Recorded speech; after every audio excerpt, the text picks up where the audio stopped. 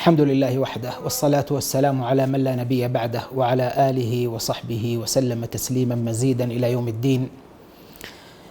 حياكم الله أيها الإخوة والأخوات في هذا اللقاء الذي نتكلم فيه عن قيمة عظيمة من أعظم قيم هذا الدين العظيم، الذي جاء النبي صلى الله عليه وسلم بإرساء قواعده وإتمام معانيه العظيمة، حيث قال صلوات ربي وسلامه عليه: إنما بعثت لأتمم مكارم الأخلاق.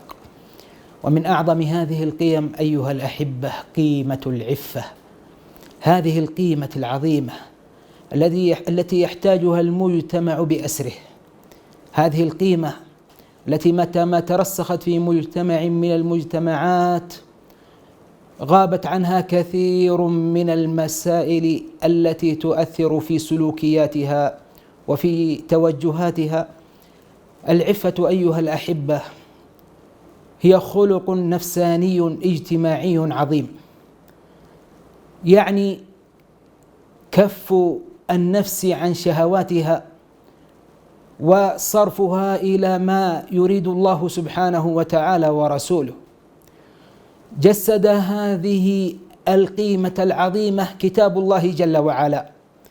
قال الله سبحانه وتعالى: قل للمؤمنين يغضوا من أبصارهم ويحفظوا فروجهم ذلك أزكى لهم إن الله خبير بما يصنعون.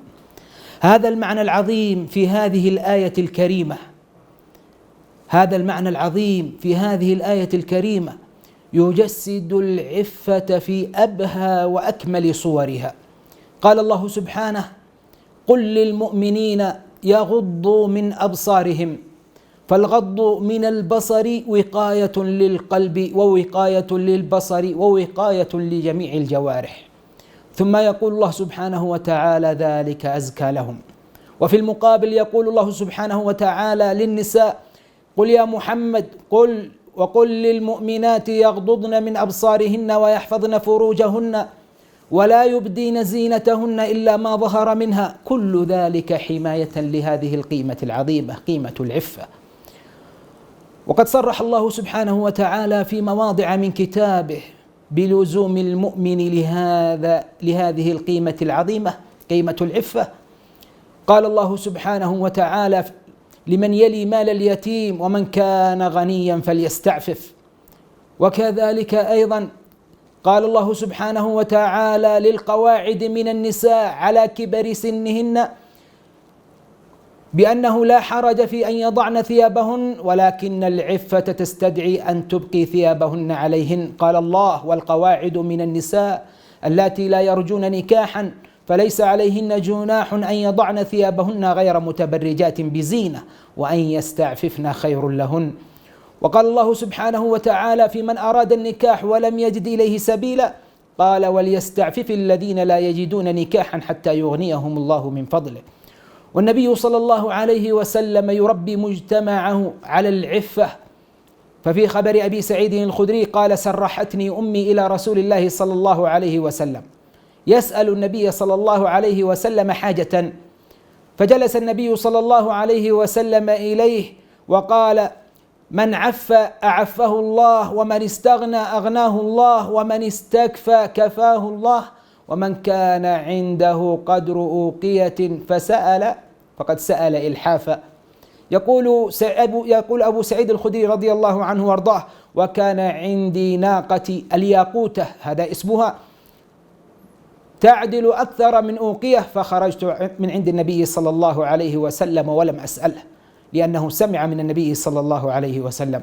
والعفة أيها الإخوة والأخوات لها صور عظيمة، عفة في اللسان، وعفة في الجوارح، عفة في النظر، عفة في السمع، فلا يتكلم إلا بما يرضي الله سبحانه وتعالى ويرضي رسوله، ولا يغتاب الناس ولا يشتم ولا يسابب، وإنما يكون قوله قولا حسنا، كما جاء عن الله سبحانه وتعالى: قال الله: وقولوا للناس حسنا. وكذلك يغض بصره عما حرم الله، وكذلك لا يصغي سمعه إلى ما حرم الله، ولا يمشي برجله إلى ما حرم الله، ولا يبطش بيده، وكذلك أيضا لا يأخذ ما لا يحل له. كل هذا من صور العفة التي جاءت عن النبي صلى الله عليه وسلم، وجسدها كتاب الله سبحانه وتعالى، وكذلك سنة النبي صلى الله عليه وسلم. أحبتي بارك الله فيكم، إذا أردنا أن نسأل سؤالا ونقول لماذا الكلام عن العفة؟ الكلام عن العفة هو كلام عن قيمة عظيمة من قيم هذا الدين العظيم، وهي حماية للمجتمعات من الفواحش والرذائل، وهي حفظ للإنسان، وهي أيضا كرامة للعبد، فإن من يستعف فهو في ظل عرش الله يوم لا ظل إلا ظله، كما قال النبي صلى الله عليه وسلم، قال 7 يظلهم الله في ظله يوم لا ظل إلا ظله، وذكر قال ورجل دعته امرأة ذات منصب وجمال وقال إني أخاف الله رب العالمين، أو قال إني أخاف الله، فهذا من كمال العفة. وفي يوسف عليه السلام مضرب المثل في هذا الباب.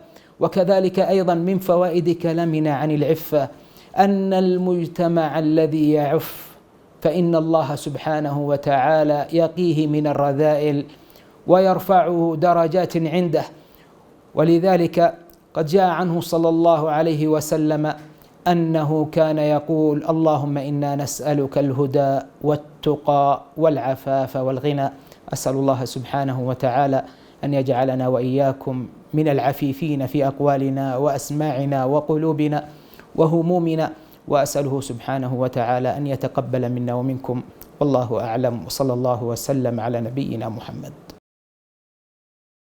جمعية الدعوة والإرشاد وتوعية الجاليات بأبها، بالدعوة نحيا.